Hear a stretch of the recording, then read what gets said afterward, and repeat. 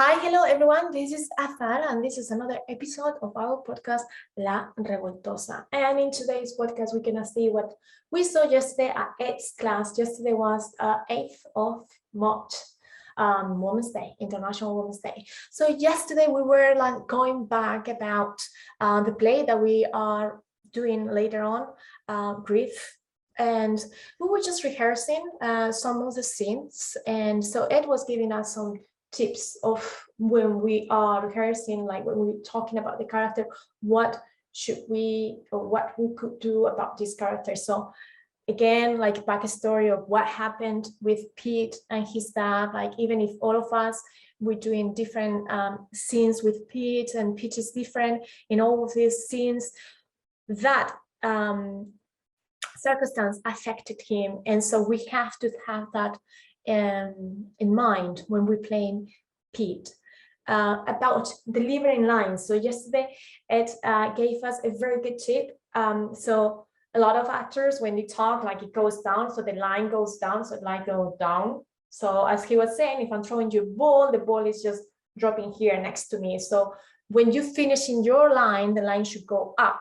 So for doing so, we did this exercise that I think it worked a lot, and like quite well. It was difficult to do it because I personally don't talk that way. So arranging my way of delivering a line to this way, it was hard. So in order to bring your line up and the last word of your line up, step on the floor. So if I say, for instance, Pete's backstory, Pete backstory, Pete backstory, Pete backstory. Okay, so I'm bringing it up.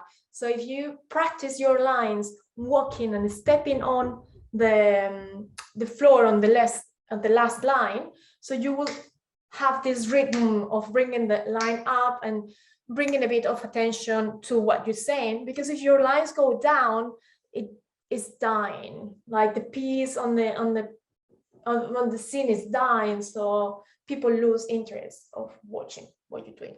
So a very nice tip we got yesterday from him. Another tip we were giving yesterday is don't play the emotional stack. So if you're feeling sad, don't play like, oh, I'm feeling so sad, I'm so sorry. It is more interesting to see how you are struggling not to show that you're feeling sad. So if you're feeling sad, like, no, yeah, I'm absolutely fine. Yes. People prefer to see that. People prefer to see how you keeping your struggling. So always this strong connection. Yeah, it's like battling one force against the other one. It's more interesting. So if you're feeling happy, don't be like, oh yeah, I feel so happy. It's like, oh yeah, that's yeah, that's a really good news that I got.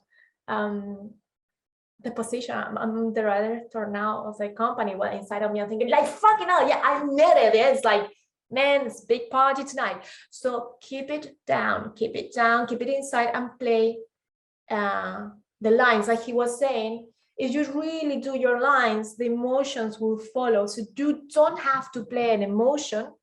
If you really listen and really pay attention to your lines and you deliver your lines, the emotion will follow. So I love that.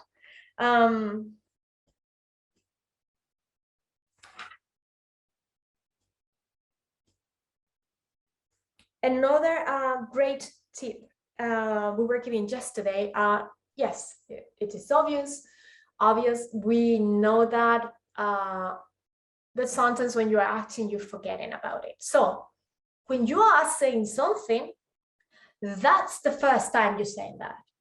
That's the first time you're having that thought. When somebody's saying something back to you, that's the first time you're hearing that. And the first time is affecting you. So you should allow yourself to be affected by what the other person is saying to you. And you should allow yourself to have time to make those thoughts, to create those thoughts and make them as real, and it is the first time I am feeling this. It is the first time I want to say to you this, okay? So, because we learn our lines. It says your turn, my turn, your turn, my turn, your turn, my turn. Yes, it has to be a pace on the scene, and the pace is given by how the author, how the writer wrote the script. The actor is not changing the. If you do it, it's like if you have a snappy lines, it's gonna be quick. Okay, so if it's snappy, don't think about what you're gonna say, just snap it on. Saying that, don't rush to say your line because you know it's snappy. Because if you rush, then audience can see that first of all, you didn't listen, and secondly, you didn't create that thought. It's just something that you knew you had to say, okay? So paying attention to that, important. And as he was saying to us, the characters are created in the moment. So you should not planify every single movement of what you're doing.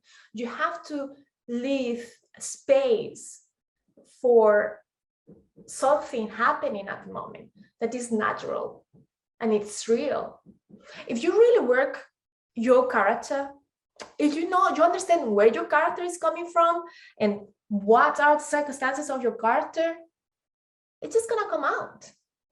Okay, so you don't have to pinpoint down every single thing that you would do during the scene, especially because if you have a scene with somebody else, which it's most likely the case, that person might just gonna react a different way of how you thought the scene was going to be.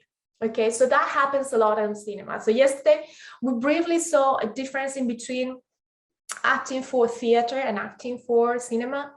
The play we're doing, Grief, we will record it later on as a film. So we will do it as a theater play, and then we will do it as a film, recording different scenes in different locations. And so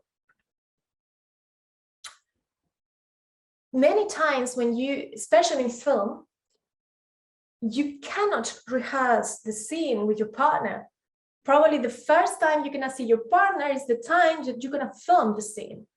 And so that's the reason why you should not have everything down, like, okay, I will do this, I will move there, I will do, because the other person might see the scene in a different way, and it might not work what you thought you were going to do. Okay, so you should be open for surprises, for letting your body answer naturally to what your partner in the scene is saying to you, right? So the characters are created in that moment, not at home. At home, we work the character, the backside of the character, like what happened to the character, why is the character behaving this way, how do the character walk, how do the character eat, how do the character talks, right? But not every single movement of what the character does in that scene. Important.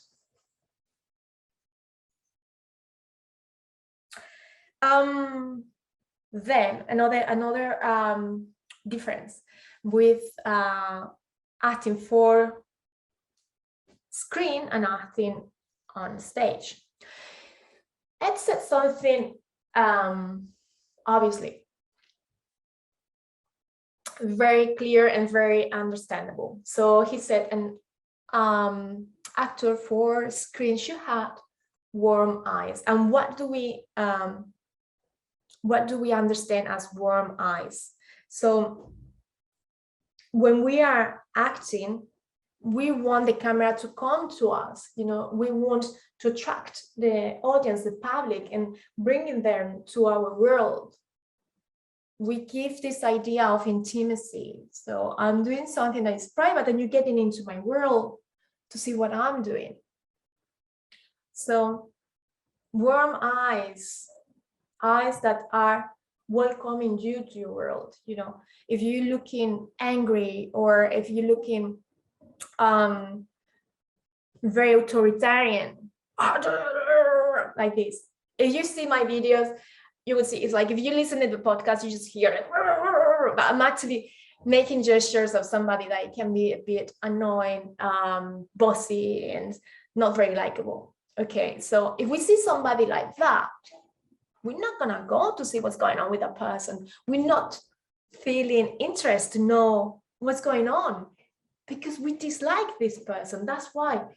Warm eyes, warm eyes. Oh, that was too close for the camera. I prefer this one today. So that's very important. And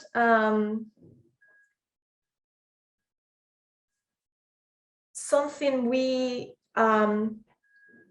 suggested very briefly as a director, so not as an actor. So as a director, especially if it's the first rehearsal that you're doing, like, don't never say no to an actor.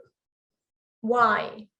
Because if an actor is saying something and you say, no, I think you're doing that too much, like perhaps you should not do that, or like not kneeling, or not, like as yesterday was said. So that would put the actor under pressure and feeling not confident. So directors should observe the actors, understand what are the things that they always do, all of us do. So it's like nobody's absent of this. All of us do something, like the way of moving our head, hands, talking. So all of us have something. And so if the director thinks that that should be removed, then pointing at that to the actor, but saying in a way that you are not bringing pressure over the actor, like, oh, no, it's really horrible what you did. Do it another way. You don't know how to do that. So directors should observe actors and bring in the best that they can see the actor can give. So never, ever, ever, as a director, say, no, you didn't do it right. No, that's wrong. We get that out the way. So in the first draft, as he said, everything goes, everything's valid. Then we start seeing how we can move around the scenes. And yeah, I think that's basically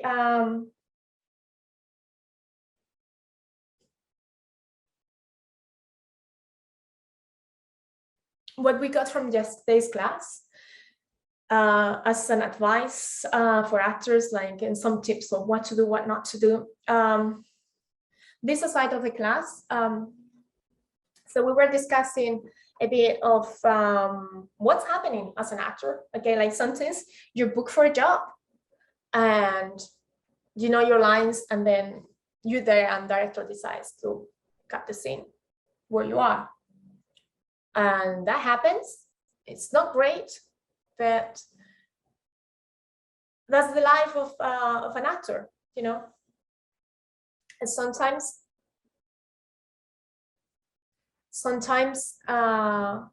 you're doing castings, you're not getting the part. Sometimes you're doing the part and then the director decides to cancel it. So it's not great, but it's part of the business. So move on, you know, not dwell on it. And then because we were talking about our play or how we're gonna do it.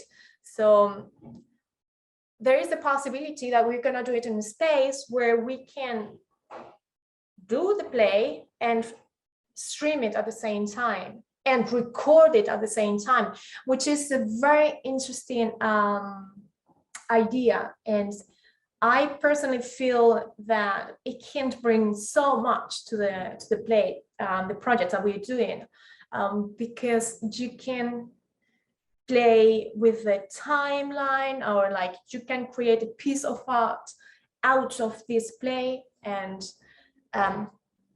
perhaps developing into a video art installation together with the play. If the play goes well, like maybe we can do it somewhere else, and then we could add this video. So saying this, like just that we just mentioned of how the theater has changed since the pandemic, because obviously during the pandemic theaters were closed, and then when some plays were allowed to be shown, they were recorded, they were screened on camera. So you watching theater from home, which is a very new concept, and things are evolving kind of this way. So we are very new on this concept of theater on screen. It's something that it has been recently created and is evolving, and we have the opportunity to develop that a bit in our project. So I'm, fingers crossed, hoping we're gonna do the play where our teacher Ed said that we could do it, and maybe we can do something big. So that was from yesterday's class. I'm really looking forward to see you on our next episode of the podcast tomorrow on Thursday, and have a great day. Until then, thank you. Bye.